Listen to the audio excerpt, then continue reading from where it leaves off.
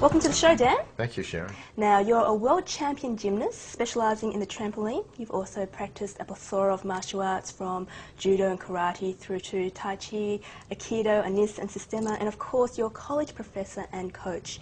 Did you ever think when you were of the age that you wrote about in Way of the Peaceful Warrior that you'd be the Dan Millman we see today, going around the world inspiring people with the wisdom of the warrior? I hadn't much of a clue about at the time. My life has been lived organically rather than strategically. I just followed my heart, followed my interests. Looking back, that's what it seemed like. And life just unfolded as it did. So it's been a pleasant surprise, rather. Fantastic. Now, one thing I really loved about reading Way of the Peaceful Warrior was that it reminded me a lot of the stories I used to read when I was younger about the naive samurai and his Zen master, really. Do we all meet our Socrates but perhaps shy away from our lessons? Well, there's that saying we've all heard, when the student is ready, the teacher appears. But what I believe that means is when the student is ready or paying attention or open, the teacher appears everywhere. So it's not that someone has to meet a wise, eccentric old warrior in a petrol station like I did, the man I called Socrates. It's more about just paying attention and learning from everyone we meet. And sometimes we meet formal teachers at a seminar, reading a book. So my life has just been open to whatever wisdom I could find, wherever I could find it. Great, great. Now, Socrates is a very enigmatic and eccentric teacher, and at the start he seems quite harsh and unreasonable. He constantly refers to you as jackass and buffoon, and I noticed that this was significantly toned down for the DVD version, which I thought was quite interesting. Now, do we all need such harsh teachers in order to grow? Not at all. I was a self-absorbed, arrogant young gymnast. I wandered in that station. My life was successful. I had good grades. I was, again, as you mentioned, I was a world champion athlete. And so I thought I had it all together. Then I met this old man who had something I didn't have. I didn't know what it was. I had no words for it. I couldn't articulate. Many people want something in life. They have a yearning, but they don't know what to call it. So they call it spirituality without understanding what does that really mean in daily life. Sure. So he needed to humble me a bit and test me to see if I would stick around, even though he called me names now and then. But in fact, I've been asked that before about, does everyone have to be so harsh? And I met another teacher named Mama Chia in my book, Sacred Journey of the Peaceful Warrior, and she was much more gentle, a kahuna, teaching the Hawaiian system of healing. Yes. And she certainly didn't call me names. Socrates, I could tell his heart was always there. It was wide open. So I didn't really care about the names he was calling me because that was just part of his show. Right, right. Now, law of surrender is something that you imply in Way of the Peaceful Warrior, and you certainly elaborated on this philosophy elsewhere. And the crux of law of surrender is just having this sense of vulnerability about you, letting go, and this is very obvious in the soft martial arts you practice, such as aikido and tai chi, just going with the flow and practicing non-resistance.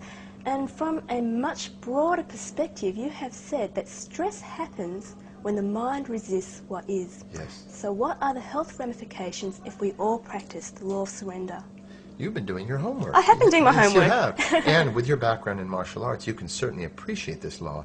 Many people think of surrender as tolerating injustice or becoming passive, but actually it's the most assertive, intelligent, creative response we can make to any moment in time, because life is going to unfold as it will, and we can resist it, we can complain about it, or we can say, how can I make use of this?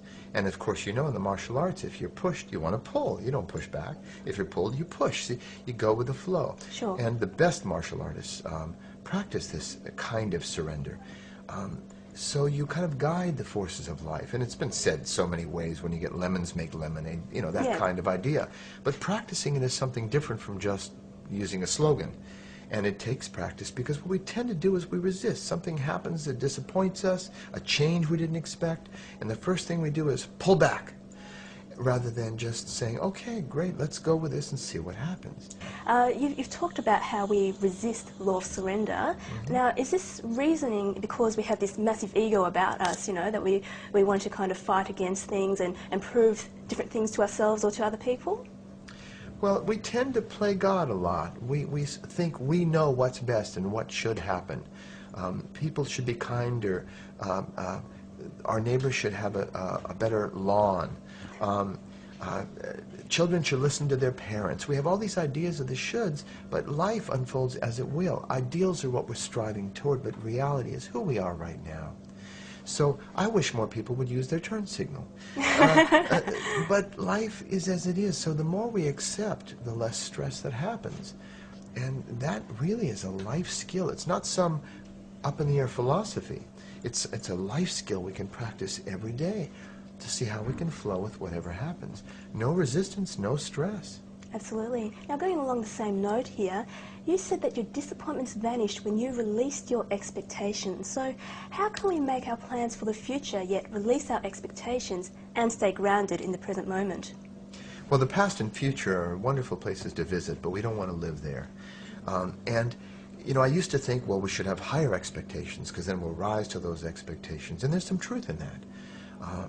And also, some people have too high expectations and need to lower them to a more realistic level. Well, my old mentor Socrates, in a book called The Journeys of Socrates, about his life, he had a mentor as well. And his mentor said, in combat and in life, expect nothing but be prepared for anything. And I think that's good advice for life. Definitely because is. we don't know what's going to happen. We can certainly plan our day. We run errands. We want to know which way to go. But we shouldn't get attached to the plans because life changes all the time. Maybe they're doing construction. We have to change our route when we're driving. So plans are fine. Memories are fine. But when we're suffering, we need to bring our attention back to the one moment of reality, which is this moment. That's